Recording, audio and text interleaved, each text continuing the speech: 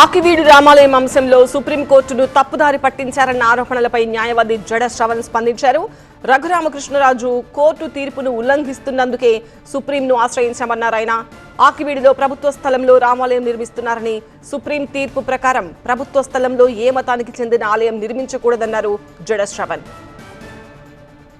ఈరోజు కులాల మధ్య, రెండు సాంప్రదాయాల మధ్య గుడిని కూల్చేసి ఈరోజు రామాలయం కట్టుకోవడానికి దళితులందరూ వ్యతిరేకమైనటువంటి ఒక ఇంప్రెషన్ని క్రియేట్ చేస్తున్నాం, విచ్ ఇస్ నాట్ గుడ్. మీరు కూల్చేసినటువంటి గొంతేనమ్మ గుడి ప్రభుత్వ స్థలంలో ఉంది. మంచో చెడ్డో ప్రభుత్వ స్థలంలో గుడి కట్టేశారు. ఎప్పుడో 60-70 సంవత్సరాల క్రితం గుడి కట్టేశారు.